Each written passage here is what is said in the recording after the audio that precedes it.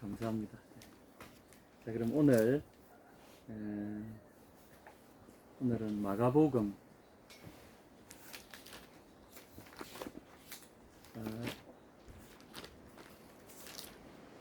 마가복음 12장 28절에서 37절까지 읽겠습니다. 사실은 이 구절은 누가복음 지난주에 했던 그 말씀하고 이어서 나오는 거의 똑같은 그런 구절인데, 오늘 특별히 제가 마가복음에서 본문을 하겠습니다. 시작. 서기관 중 한 사람이 저희의 변론하는 것을 듣고 예수께서 대답 잘하신 줄을 알고 나와 묻되 모든 계명 중에 첫째가 무엇이니까? 예수께서 대답하시되 첫째는 이것이니 이스라엘아 들으라. 곧 우리 하나님은 유일한 주시라. 내 마음을 다하고 목숨을 다하고 뜻을 다하고 힘을 다하여 주 너의 하나님을 사랑하라 하신 것이요. 둘째는 이것이니 내 이웃을 내 자신과 같이 사랑하라 하신 것이라. 이보다 더 큰 계명이 없느니라. 서기관이 이르되 선생님이여 옳소이다. 하나님은 한 분이시요 그 외에 다른 이가 없다 하신 말씀이 참이니이다. 또 마음을 다하고 지혜를 다하고 힘을 다하여 하나님을 사랑하는 것과 또 이웃을 자기 자신과 같이 사랑하는 것이 전체로 드리는 모든 제물과 기타 제물보다 나으니이다. 예수께서 그가 지혜 있게 대답함을 보시고 이르시되 내가 하나님의 나라에서 멀지 않도다 하시니 그 위에 감히 묻는 자가 없더라. 예수께서 성전에서 가르치시되 대답하여 이르시되 어찌하여 서기관들이 그리스도를 다윗의 자손이라 하느냐? 다윗이 성령에 감동되어 친히 말하되 주께서 내 주께 이르시되 내가 내 원수를 내 발 아래 둘 때까지 내 우편에 앉았으라 하셨도다 하였느니라. 다윗이 그리스도를 주라 하였은즉 어찌 그의 자손이 되겠느냐 하시니 많은 사람들이 즐겁게 듣더라. 아멘.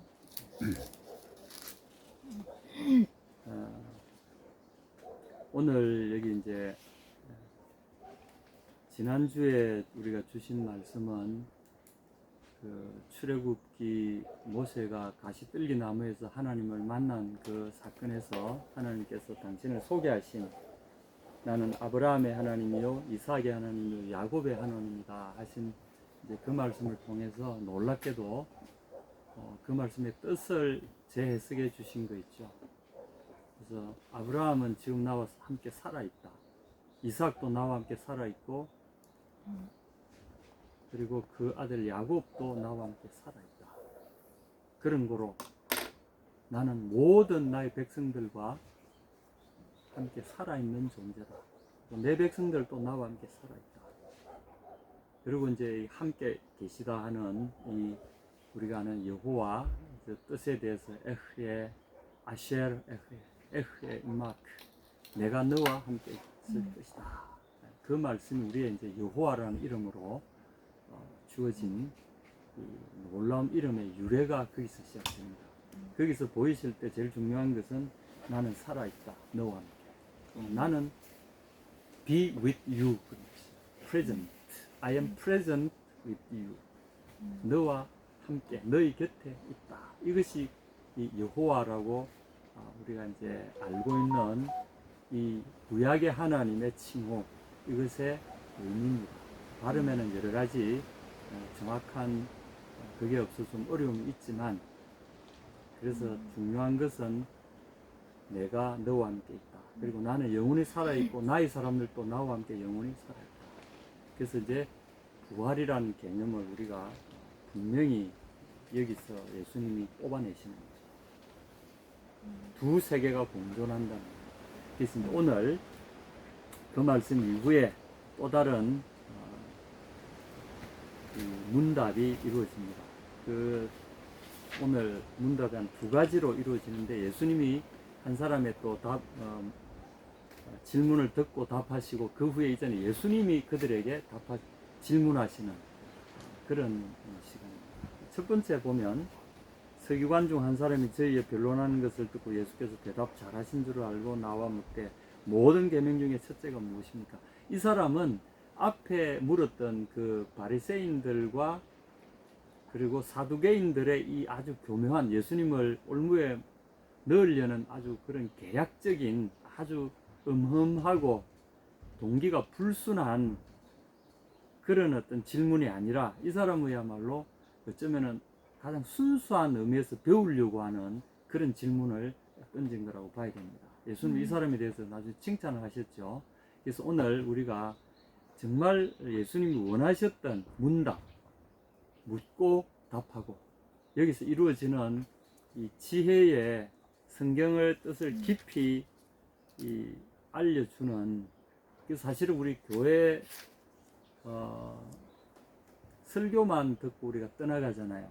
그럴 것이 아니라 설교뿐만 아니라 또 우리가 수시로 모여서 이 교회에서 하는 일의 가장 핵심적인 이겁니다. 묻고 답하고 이런 일을 우리가 같이 해야 된다는 거죠. 이제 우리 요새 성경 공부 이러면은 뭐 목사님 혼자서 자기 이야기만 하고 막 일반인에게 듣기만 하고 나는 전문가고 너희들은 뭐 그냥 듣기만 해라 하고 막 이러잖아요. 그럼 뭐 앉아 있다가 뭐 그런가 보다 별로. 근데 여기 보면 물어요. 자기가 성경 공부를 하다가 읽다가 이해가 안 된 부분이 있어서 그걸 물어요. 그럼 예수님이 그것의 심오한 의미를 거기다가 알려주세요. 그러면 이 사람들이 그 말씀을 듣고 하나를 들으면 2개 이상을 깨우치는 일들이 일어나요. 오늘 그런 일들. 예수님도 답변을 그 사람이 더 많이 깨우치도록 답변을 핵심을 탁 찔러주십니다. 그렇게 해서 묻고 답하고 하면서 이게 이제 그 요즘에 히브리 사람들의 자기네 그 성경 공부하는 방법으로 그 뭐라 그럽니까? 하브르타. 하브르타라는 말은 친구라는 말에서 나온 건데 짝을 지어가지고 공부를 그래 하는 거죠. 원래 이제 히브리의 그 성경은 모세오경을 가진 타나크라고 그래서 토라, 그 다음에 나빔 선지자들의 글, 선지서죠. 그 다음에 이제 일반 예언서, 그 케타빔이라 그래서 기록된 글들 해서 이렇게 이제 3가지 부분, 구약 성경의 3가지 부분을 토라, 나비임, 케타빔 3가지를 해서 앞 글자를 떠나서 타나크라고 부르는, 우리가 말하는 구약 성경 그것과 대조해서 자기들이 따로 구전으로 나온 그 있어요. 그걸 이제 미시나라 그래요. 미시나라고 하는 거는 구약 성경에 이런 토라 같은 이 기록된 거잖아요. 나비임이나 케타빔 같은 기록, 이제 예언서들, 선지서들, 그 다음에 뭐 시가서, 그 다음에 토라, 모세오경 이런 것들은 기록이 되어 있지만, 예를 들면 안식일 지켜라 그럼 그렇게만 됐지 어떻게 지켜라 아주 구체적으로는 뭐 몇 가지만 있지 더 구체적으로는 이야기를 안 해놓으니까, 예를 들면 안식일은 안 되고 일을 하지 말고 길도 가지 말아라 그러면 있어야 됩니까? 이래도 곤란하잖아요. 그러니까 이제 이 사람들이 미시나라는 걸 만들어 가지고 뭘 하냐면 안식일에 이랬고 있을 수는 없다. 그러니까 길을 갈 때는 한 1km 내외는 갈 수 있다. 그래서 1km 내외, 940m, 1km 내외는 갈 수 있다. 그 다음에 뭐까지는 할 수 있다. 뭐까지는 할 수 있다. 이런 식으로 이제 구체적으로 세세하게 해놨어요. 그걸 이제 미시나라 그러고, 그걸 나중에 해석해서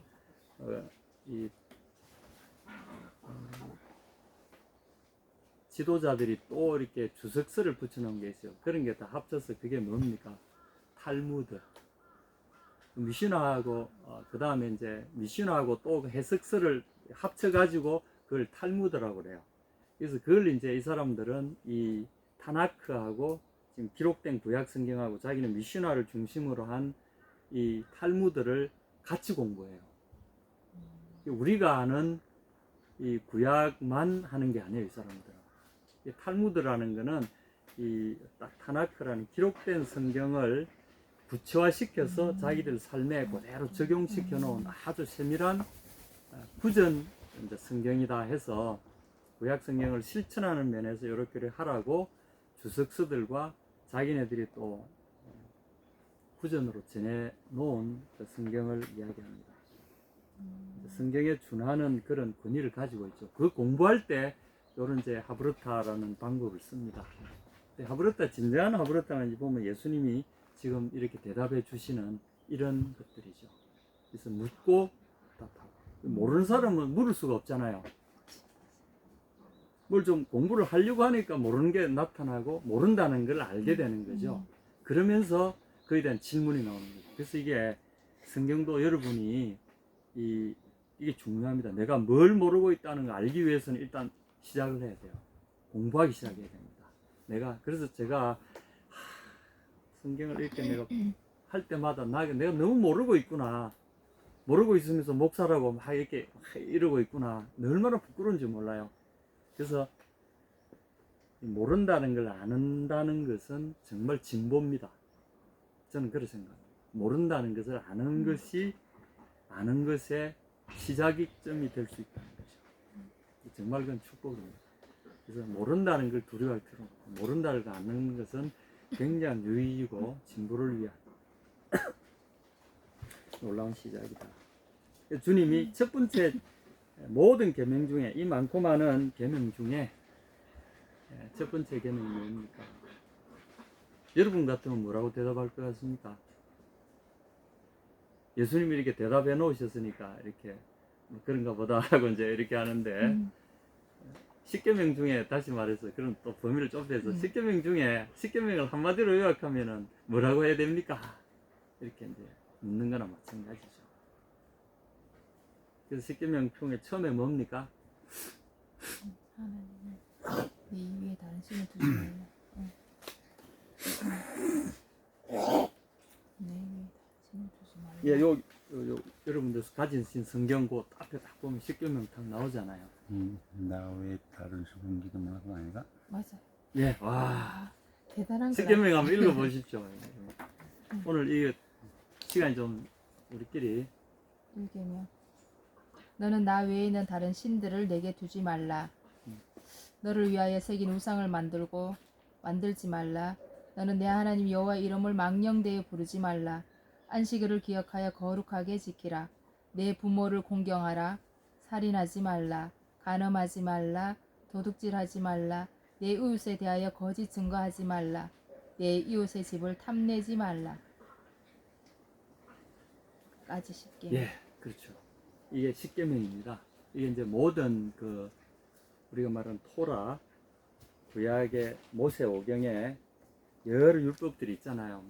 각종 율법들 해라 하지 마라 이런 게 쫙 있는데 가장 그것을 다시 압축하면 10계명으로 압축이 되고 10계명을 다시 또 딱 한마디로 압축하면 뭐냐 이거죠. 그래서 예수님이 놀랍게도 10계명을 압축하셔서 대답하셨어요. 첫 번째, 여러분 10계명 읽어보시면 첫 번째는 하나님을 어떻게 하라 이렇게 나오죠. 그리고 중간쯤 가면 내 부모 이야기가 나오고 이웃 이야기가 나오고 이러죠. 놀라운 겁니다. 첫 번째는 하나님에 대한 내용이고 두 번째는 사람에 대한 내용. 그래서 예수님이 그거를 단번에 딱 집어냈어요. 첫 번째는 하나님을 공경하고 하나님만 섬기고 하나님의 이름을 거룩히 하고 이런 거 있잖아요. 한마디로 얘기하면 하나님을 사랑하라. 내 마음과 뜻과 모든 것을 다하여 내 하나님을 사랑해라. 하나님을 사랑해라. 하나님의 사랑 안에 예배와 공경과 순종과 모든 것이 거기 다 들어있다는 거예요. 하나님을 사랑하라. 두 번째는 내 이웃을 내 몸과 같이 역시 그것도 사랑해라. 내 자신을 아끼듯이 내 이웃을 아껴주고 사랑해라. 그러면 모든 계명을 하나로 뭉쳐놓으면 뭡니까? 사랑. 그렇죠. 예. 이게 예수님의 답변입니다. 모든 계명 중에 첫째 되는 것, 모든 계명을 하나로 뭉쳐서 액기스로 하나 딱 만들어내면 그게 뭐라고요? 사랑이라는 거죠. 그래서 하나님을 향하여 사람을 향하여. 사람을 향하여는 나도 거기에 포함시키라는 거죠. 너를 빼놓지 말고 너도 그 안에 넣고 하나님과 너를 포함한 사람을 사랑하라. 이게 그 복잡한 미슈나 타나크 다 합쳐서 막 잘 어디 가면 뭐 어째가 요거하고 저거하고 불은 요거만 피워야 되고 저건 하면 안 되고 뭐 그런 거 필요 없고 사랑하면은 사랑은 모든 율법의 완성이다. 사랑은 모든 율법의 완성이다. 이 말씀이 그 말씀입니다. 주님이 우리에게 그걸 가르쳐요. 그래서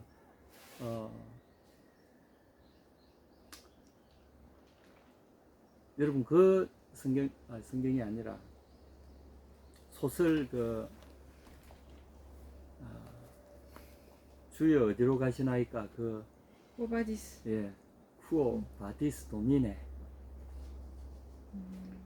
쿠바디스 도미네라는 소설 생케비치 폴란드 작가 생케비치가 쓴 노벨 문학상 수상자 그 유명한 쿠바디스 한번 읽어보십시오. 그 정말 초대 교회의 그 너무 아름다운 이야기를 정말 그 노벨 문학상을 중에서 가장 뛰어난 작품으로 저는 확신합니다. 정말 아름답게 고정을 거쳐서 아름답게 하는 거죠. 그 쿠바디스에서 이제 바울이 등장합니다.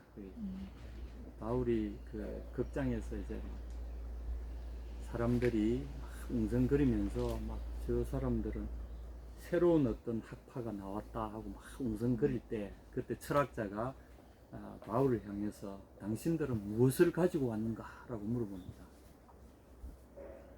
우리는 이성을 가져왔고 우리는 뭐 여러 가지 이제 그 학파들이 있잖아요. 그럴 때 우리는 그 어떤 금욕을 가지고 왔어요. 우리는 뭐 지성을 가져왔어요. 뭐 여러 가지 이제 있는데 바울이 말합니다. 우리는 사랑을 가지고 왔습니다. 그게 등장합니다. 그래서 우리는 사랑을 가지고 왔습니다.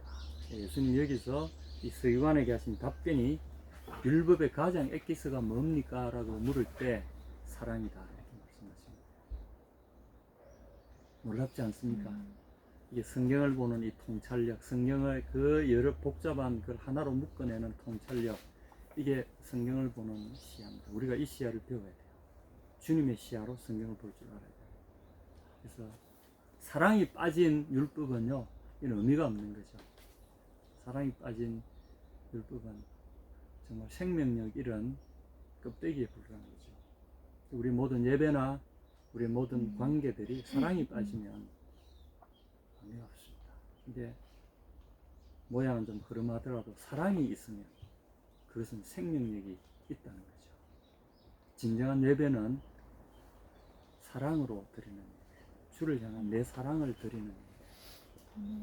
그게 진정한 의미의, 요새 이제 보면 어떤 뭐 좀 코로나 시대 때 훌륭한 교회라 해가지고 막 사람들이 모이고 막 이런 교회가 있어서 막 CBS 이런 데 막 나오더라고요. 목사님이 우리 교회는 말이죠, 제가 처음부터 초대교회직인 이 교회를 하려고 제가 했지 않겠습니까? 이러면서 이제 자랑스럽게 이야기하시더라고요.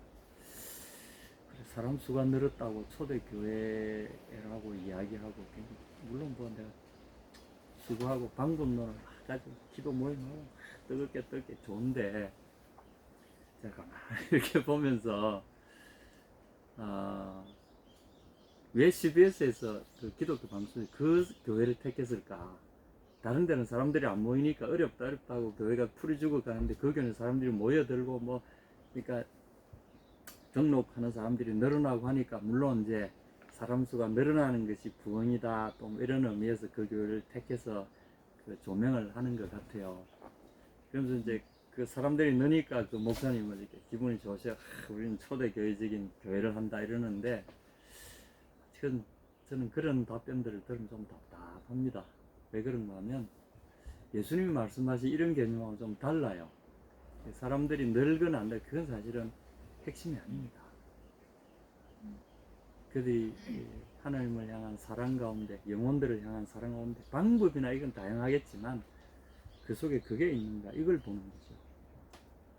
그럴 때 우리는 사도행전적인 교회를 지향하고 있습니다, 이렇게 말하지 않는다는 거죠. 그럼 다른 교회는 뭐가 됩니까? 그 코로나 때문에 어려워서 사람들도 안 오고 헌금도 잘 안 거치고 재정도 어려워지고 사람들도 안 오고 이러면 그럼 그 목사님은 그러면 다 가짜인가?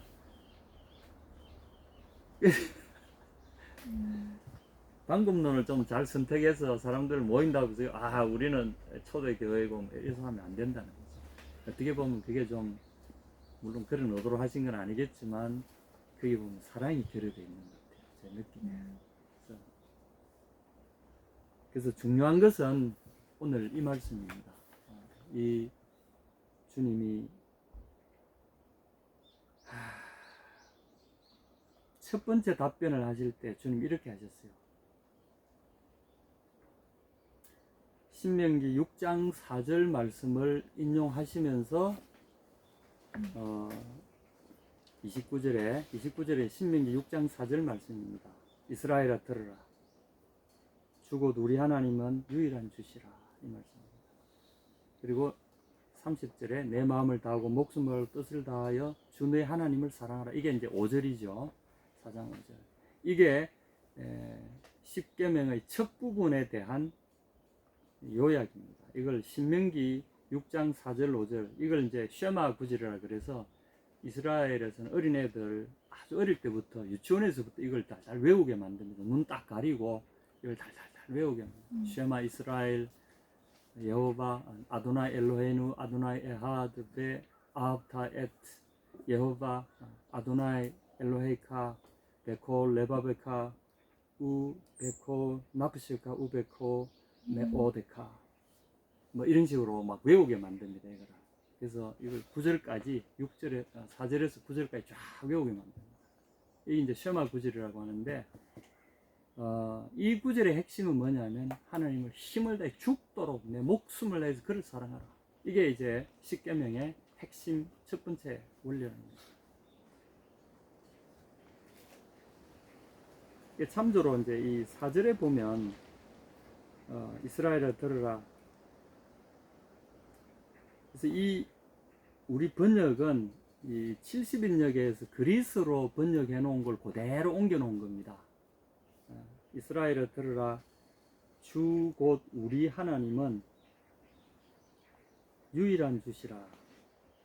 이건 좀 번역이 사실상 굉장히 좀 잘못된 번역. 이 문장이 두 문장인데 한 문장으로 번역해 놨죠.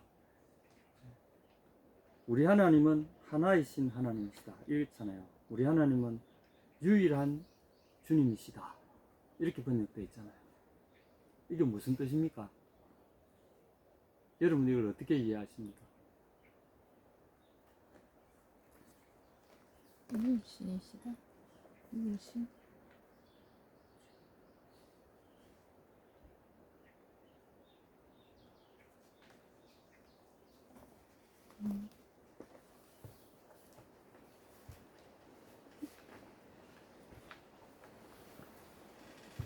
이게 참 다른 신은 없다는 뭐 그런 건가요? 예. 이게 뒤에 보면은 32절에 서기관이 이걸 이해를 제대로 한 거죠. 제가 아까 하나를 가르치면 둘을 안다고 했을 때 이게 이 신약 성경에 이것이 어떻게 번역되고 받아들여졌느냐 이 사람들이 이해한 그것이 구약 성경을 푸는 키가 되는 거죠. 놀라운 부분입니다. 그래서 이 그리스로 번역이 되기 전에 70인역으로 번역된 걸 그대로 옮겨놨는데 되기 전에 보면 이제 쉐마 이스라엘이여 들으시오. 그 여호바 제가 일부러 이렇게 또는 아도나이라고 발음하는데 여호바 엘로헤inu 이제 명사 문장입니다. 명사만 두 개 나열해놓고 중간에 비동사가 빠져 있어요. 여호바는 엘로헤inu 우리의 엘로힘이시다. 여호와는 우리의 엘로힘이시다. 또는 이 중요합니다. 여호와는 우리의 엘로힘이시다. 그때 여호와를 그 당시는 여호와로 발음을 안 하고 아도나이로 발음했어요. 아도나이는 주님이란 뜻인데 주님이란 말을 이 그리스 사람들이 그대로 그리스 말로 그대로 퀴리오스라고 그대로 음력을 그대로 뜻까지 바꿔서 단어를 바꿔서 아도나이라는 것은 여호와를 아도나이로 발음하는데, 그거는 여호와는 나와 함께 계신, 너와 함께 계신, 내가 너와 함께 있다라고 하신 그런 의미를 가진 뜻인데, 이걸 아도나이로 발음하면서 단어까지 아도나이, 주라는 단어로 싹 바꿔버렸어요. 그러니까 이게 여기서부터 문제가 더 크게 발생하는 거죠. 여기는 이제 여호와라고 다시 우리가 되살려야 됩니다. 여호와는 우리의 하나님이시다. 그리고 뒤에 보면 여호와는 하나이시다. 근데 거기 보면 여호와 에하드는 딱 하나뿐이다 이 말이죠. 이 말은 문장이 두 개입니다. 여호와 엘로헤이누, 여호와 에하드. 이 문장이 어떤 의미인가 하면, 많고 많은 엘로힘들 중에 여호와만이 우리의 엘로힘이시다, 이런 뜻이에요. 갈멜산에서 엘리야가 바알 선지자들 모아놓고 거기서 뭐라고 그랬습니까?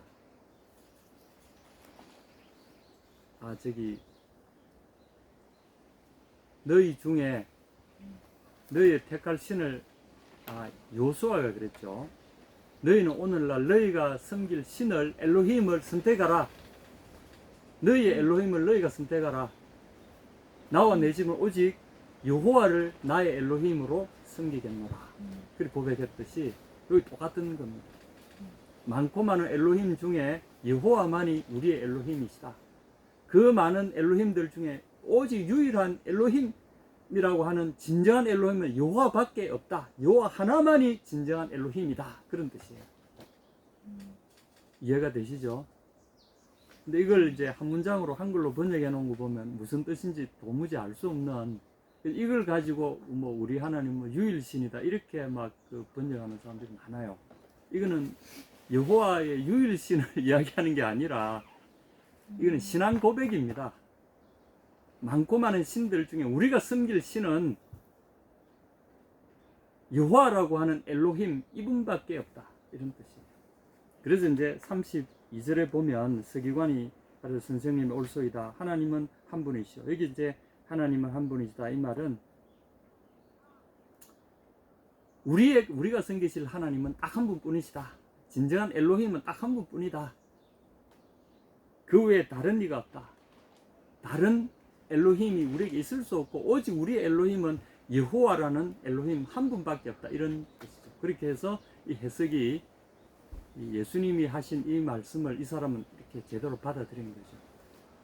그래서 많고 많은 신들 중에 우리가 섬겨야 될 유일한 한 분, 신앙 고백적 차원에서 유일한, 이런 의미를 갖습니다. 그래서 다른 이가 없는 유일한 한 분. 이 32절에 이 사람이 그렇게 알아들었죠. 그래서 예수님이 맞다, 이렇게 이야기하시죠. 네가 천국에서 멀지 않다. 그래서 이 하나님을 섬기는 방법 있잖아요. 목숨을 다해서 섬기는 방법. 오늘 이제 결론으로 가겠습니다. 36절에 보면 이제 예수님이 역으로 질문을 하십니다. 다윗이 성령에 감동하여 친히 말하되, 이 시편 110편 1절의 말씀을 이제 가지고 주님이 사람들에게 역공을 하시는 거죠. 이제까지 너희가 질문을 다 했으니까 내가 답을 다 했다. 이제 내가 너희에게 질문 하나 하겠다. 답해봐라. 이렇게 했습니다. 그러면서 시편 110편 1절을 들고 그들 앞에 탁 던지셨어요. 주께서 내 주께 이르시되 내가 내 원수를 내 발 아래 둘 때까지 내 우편에 앉아서라 하셨도다 하였느니라. 다윗이 그리스도를 주로 하였은즉 어찌 그의 자손이 되겠느냐 하시더라. 백성이 즐겁게 듣더라. 여러분, 이 36절 7절의 문맥을 이해하시겠습니까? 이 무슨 말이 좀 연결이 됩니까? 36절에 보면 주께서 내 주께 이르시되 내 원수를 이렇게 해놓고 37절에 다윗이 그리스도를 주라 하였다. 다시 말해서 36절의 이 말씀은, 이 시편은 다윗의 시입니다. 그래서 이 시를 지은 다윗이 고백하기를 주여 했는데, 주여라고 했는데 그거는 주께서 내 주께 이르시되 이렇게라고 이야기했는데, 그건 다윗이 그리스도를 주라고 불렀다는 것이다. 그러니 어떻게 이 그리스도가 다윗의 후손이 될 수 있겠느냐?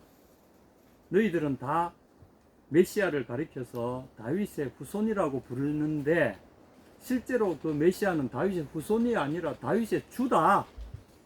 이제 그 주장을 하시는 거죠. 그래서 그 사람들의 통념을 뒤집어 놓으시는 거죠.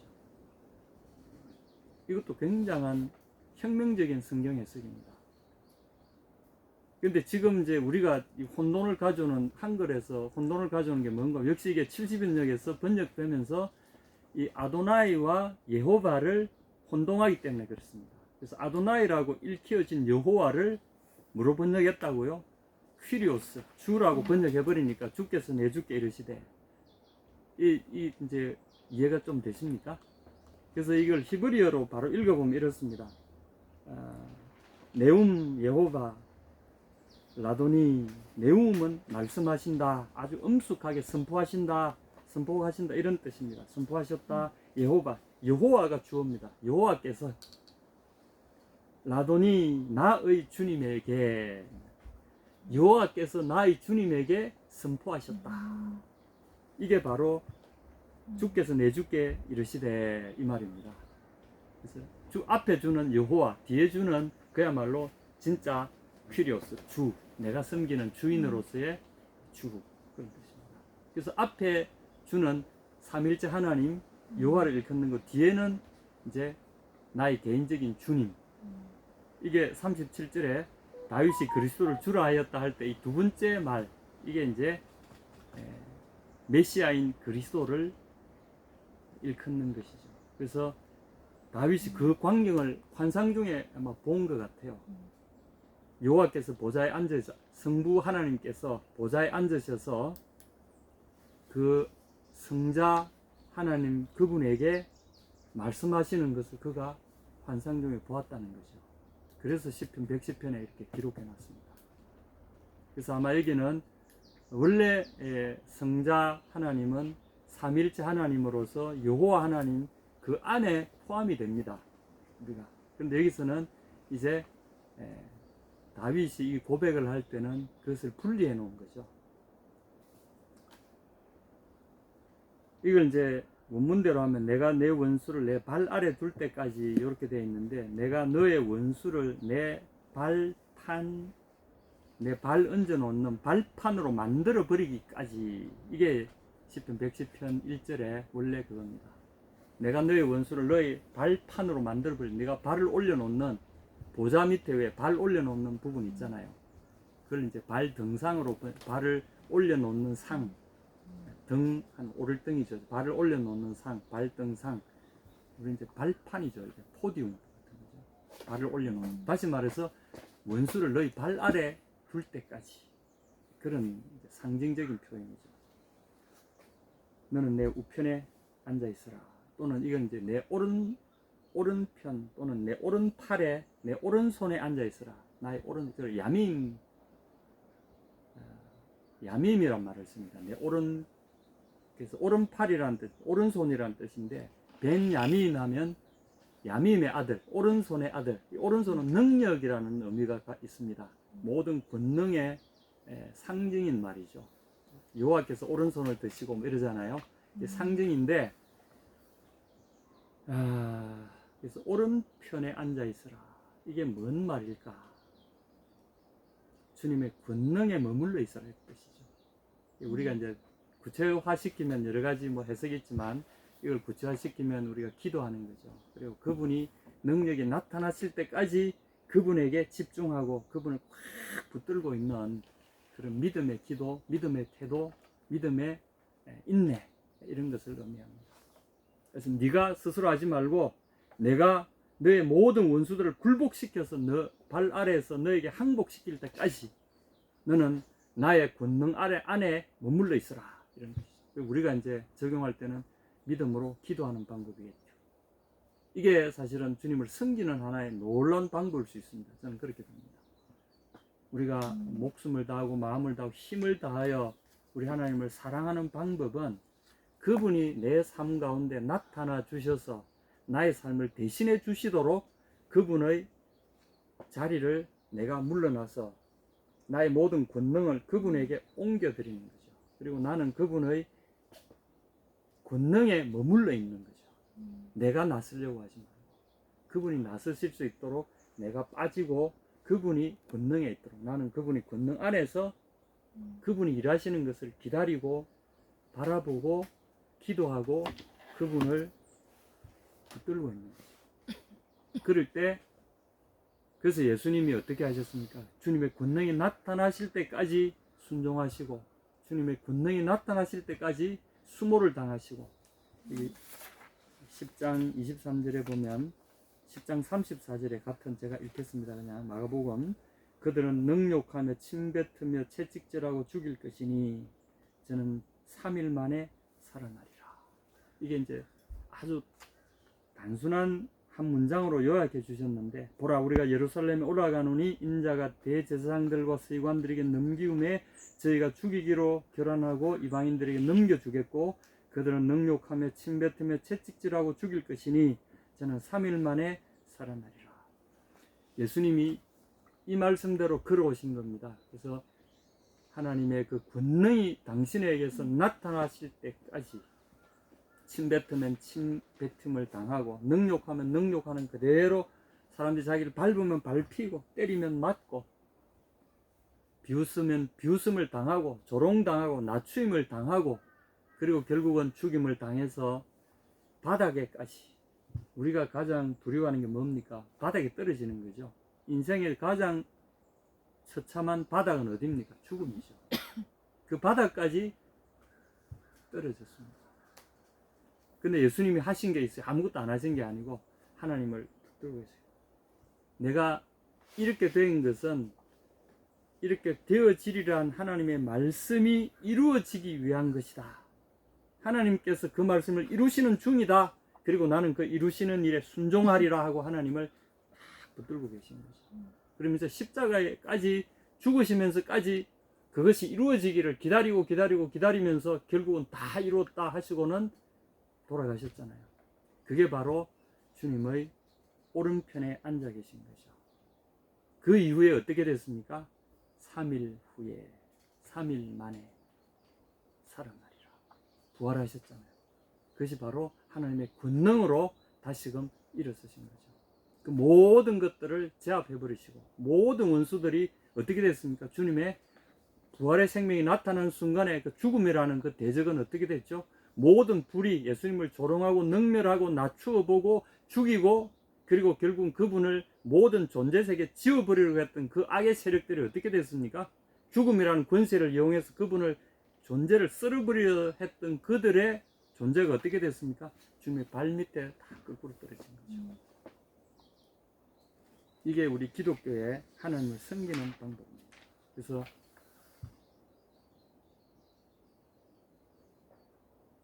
무저항으로 보이죠. 무저항이 아니라 진지한 의미의 저항 방법을 사람들이 오해했기 때문에 무저항으로 보이는 겁니다. 우리의 저항은 주님의 그분의 우편에 머물러 있는 겁니다. 우리 한국에 기독교가 들어올 때 우리 선조들이 정말 훌륭하게 하신 것은 기도입니다. 하나님 우편에 앉아서 그분의 권능의 보좌를 붙들고 얼마나 고난이 심했습니까? 일제 그 악랄하게 6.25 때 모든 걸 파괴해버리는 그 광풍이 지나가는 그 자리에서도 그들은 기도했고 그것이 오늘 세계 10대 대국으로 우리를 세워준 거 아닙니까? 기도했기 때문에 하나님의 권능의 우편에 앉아있기 때문에 지금도 마찬가지입니다. 그래서 저는 오늘 이 말씀 보면서 요즘에 내가 너무 바빴어요.